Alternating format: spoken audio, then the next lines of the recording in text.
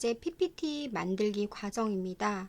해당하는 과정에서는요, 교재에서 제공되어졌던 스마트 아트, 그리고 디자인 테마, 스톡 이미지, 전환 효과, 전 과정을 한꺼번에 완성해 보는 과정입니다. 첫 번째 파워포인트를 실행하신 다음에 새로 만들기라는 아이콘 항목을 선택하셔서 베를린이라는 디자인 테마를 선택하셔야 되는 부분입니다. 물론 해당하는 베를린이라는 디자인 테마는 홈에서 바로 나타나면 사용하셔도 되지만 해당하는 내용이 없을 때는 새로 만들기라는 아이콘 메뉴를 선택하셔서 아래쪽에서 휠 단추로 내려가셔서 찾으셔야 되는 부분이에요. 물론 해당하는 부분을 테마라는 부분에서 찾아도 되고요.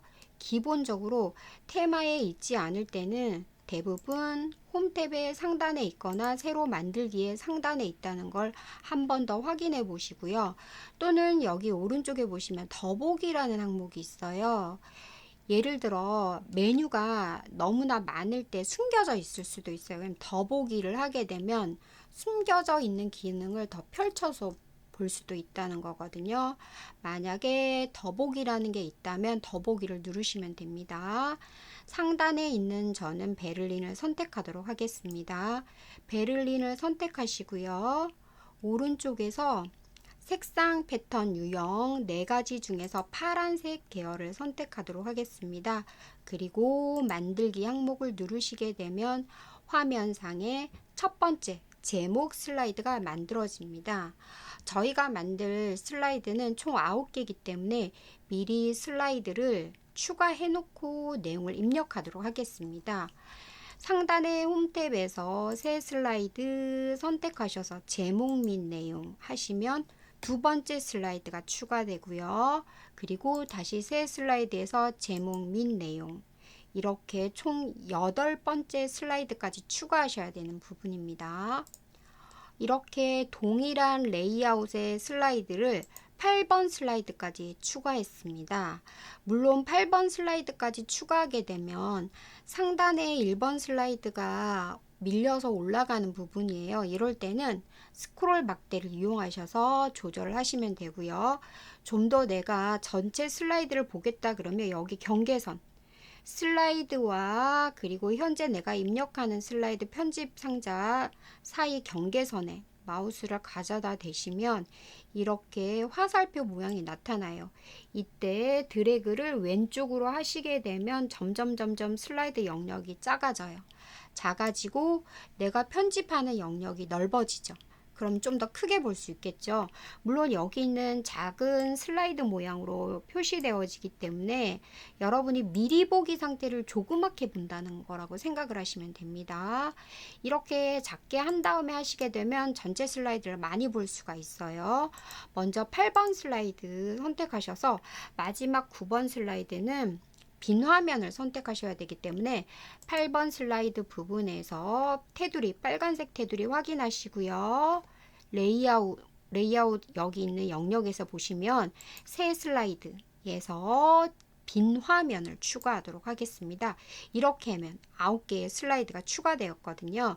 슬라이드 개수가 늘어나면 늘어날수록 슬라이드를 표시해주는 영역이 점점 개수가 늘어갔기 때문에 스크롤 막대로 이동하셔야 되는 부분이에요. 그래서 먼저 이렇게 슬라이드를 한번 추가해 보았습니다.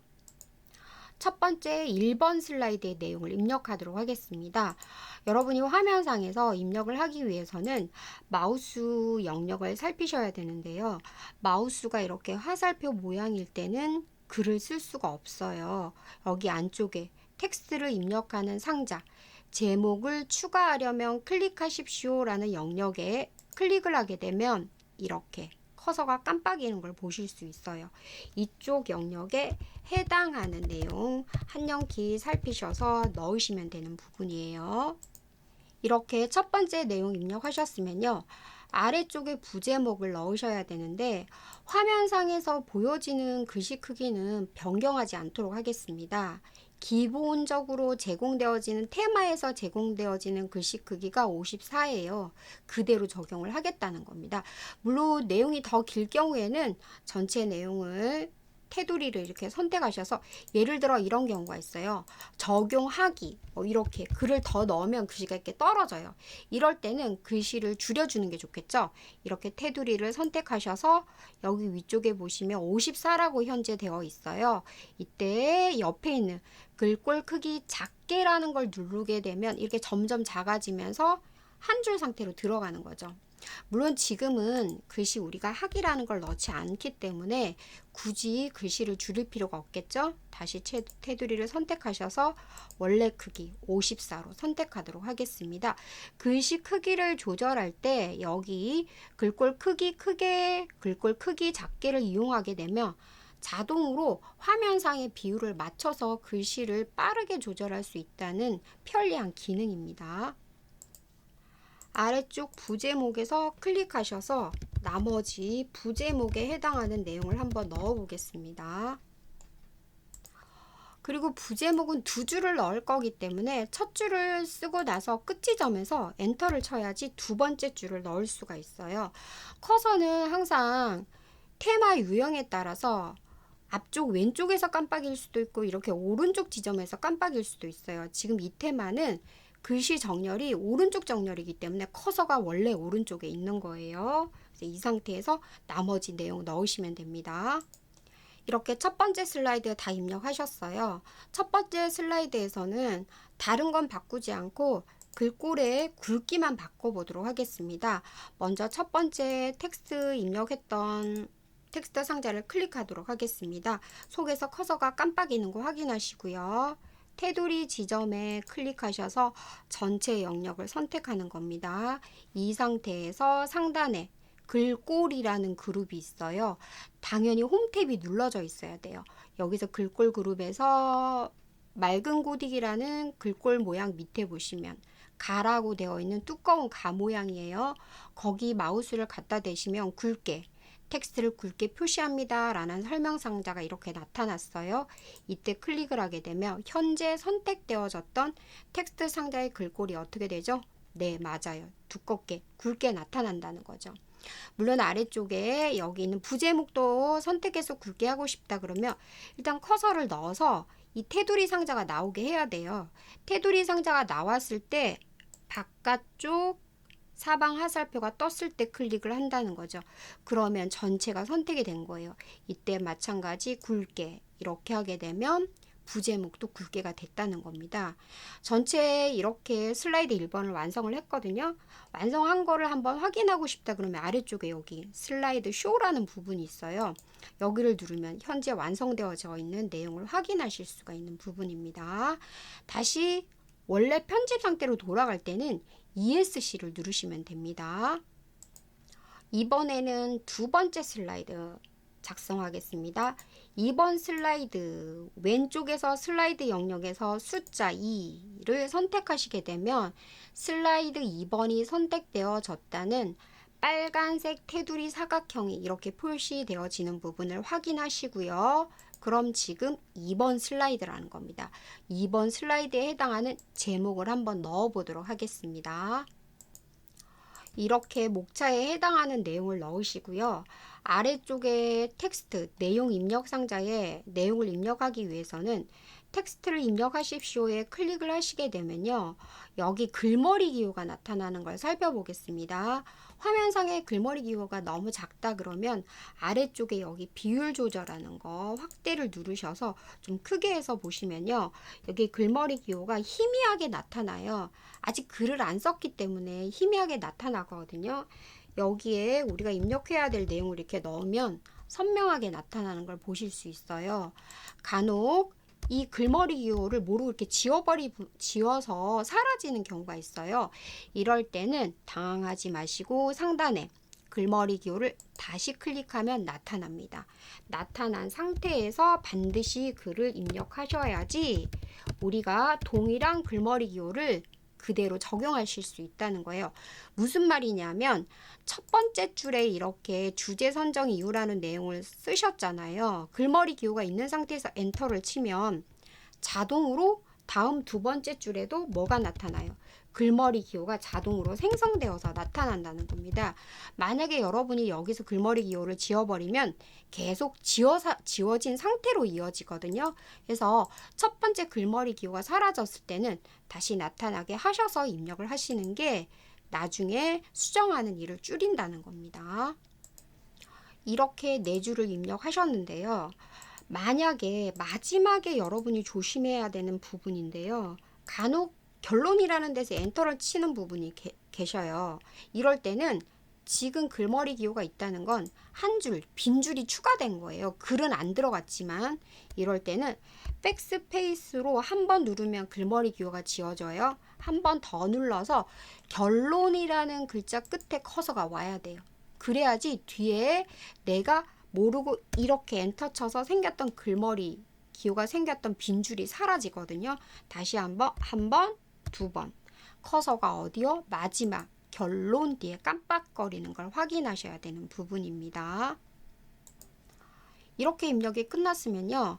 전체적인 비율을 줄여서 전체 슬라이드 레이아웃 전체 영역 테두리가 어느 정도인지 확인해 두셔야 돼요. 이렇게 전체적으로 확인하시고요.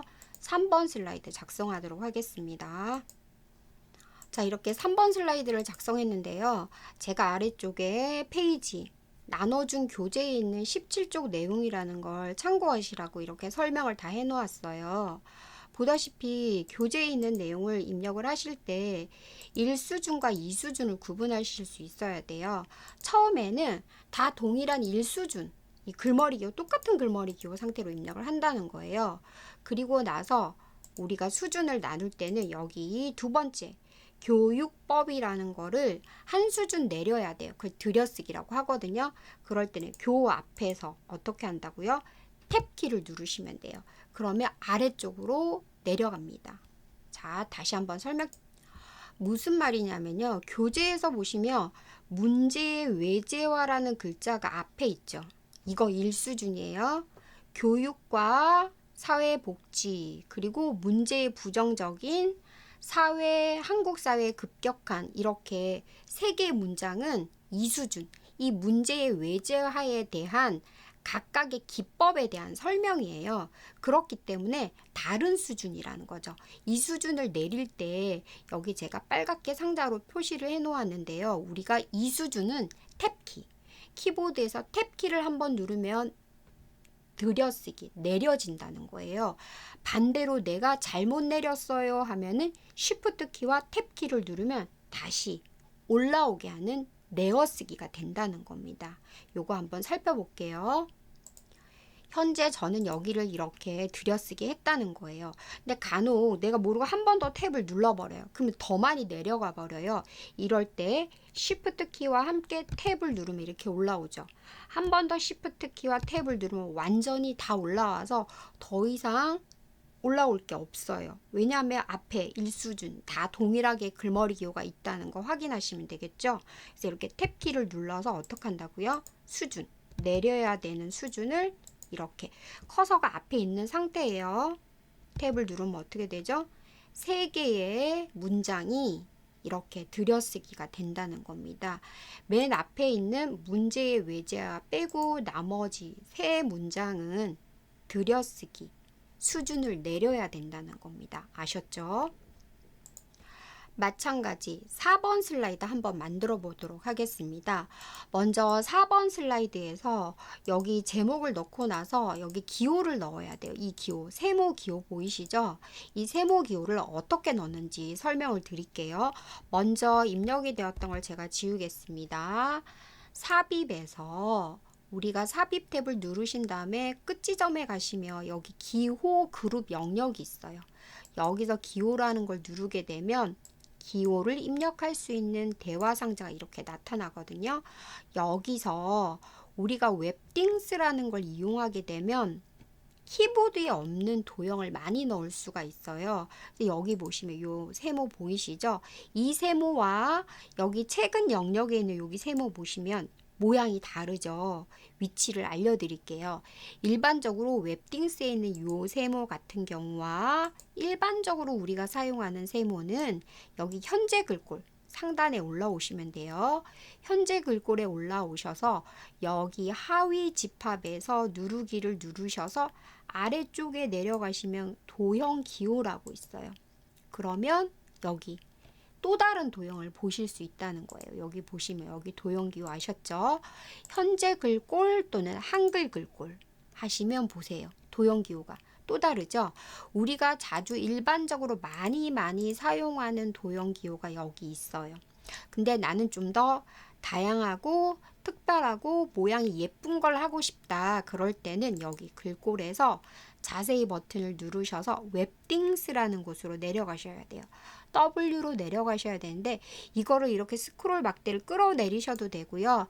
마우스 휠 단추로 이렇게 쭉 내린다는 거죠. 휠 단추.